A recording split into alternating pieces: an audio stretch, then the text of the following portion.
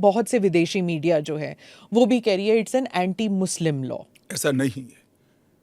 आप इस लॉ को आइसोलेशन में नहीं दे सकते। इस देश का एक इतिहास है। इस देश का विभाजन धर्म के आधार पर होना ही नहीं चाहिए था, मगर उस वक्त किया गया। और स्वयं कांग्रेस के नेताओं ने आजादी के वक्त सैकड़ों भाषणों में कहा है कि अभी मारकाट चल रही है, अभी जहां है वहां रह जाइए, बाद में जब कभी भी भारत में आएंगे आपका स्वागत है। परंतु बाद में इलेक्टोरल पॉलिटिक्स चालू हुई, वोट बैंक की राजनीति चालू हुई। अगर आप पारसी और ईसाइयों को ला सकते हैं, उन वो जो रिलीजन्स है, they were not born in India, तो अगर आप पारसी और ईसाइयों को ला सकते हैं तो मुसलमानों को क्यों नहीं? देखिए, मुस्लिम आबादी के लिए ही वो हिस्सा आज भारत का भाग नहीं है। वो भूमि इसीलिए दे दी गई थी। फिर तो हर देश से अव्यवस्था से जो आना चाहिए, इसके लिए भारत के दरवाजे खोल लो।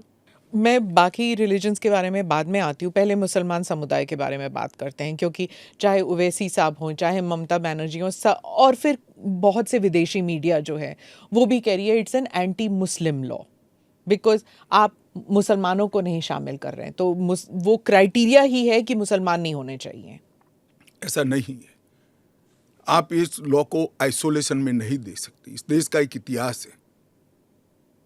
15 अगस्त 1947 को देश का विभाजन हो गया। देश 3 हिस्सों में बंट गया। वो बैकग्राउंड है। भारतीय जनसंघ, भारतीय जनता पार्टी हमेशा विभाजन का विरोध किया। हम कभी सहमत नहीं थे। इस देश का विभाजन धर्म के आधार पर होना ही नहीं चाहिए था, मगर उस वक्त किया गया।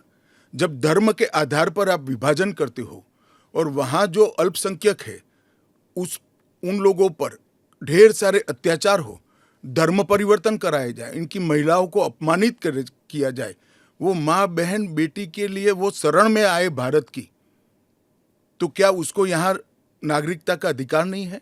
और स्वयं कांग्रेस के नेताओं ने आजादी के वक्त सैकड़ों भाषणों में कहा है कि अभी मारकाट चल रही है, अभी जहां है वहां रह जाइए, बाद में जब कभी भी भारत में आएंगे आपका स्वागत है। परंतु बाद में इलेक्टोरल पॉलिटिक्स चालू हुई, वोट बैंक की राजनीति चालू हुई। अपीसमेंट के कारण वो वादा कांग्रेस पार्टी ने कभी पूरा नहीं किया, जो आज नरेंद्र मोदी पूरा कर रहे हैं। सर, जो बाकी समुदाय, बाकी जो रिलीजन्स हैं, चाहे हिंदूज हैं, जैन हैं, बुद्ध हैं, सिख हैं, उन सबको तो मैं मानती हूँ, ठीक है, देवर रिलीजन्स बॉर्न इन इंडिया। नहीं, आंकड़े पर पारसी और अगर आप पारसी और ईसाइयों को ला सकते हैं, वो जो रिलीजन्स है, they were not born in India, तो अगर आप पारसी और ईसाइयों को ला सकते हैं तो मुसलमानों को क्यों नहीं? देखिए, मुस्लिम आबादी के लिए ही वो हिस्सा आज भारत का भाग नहीं है।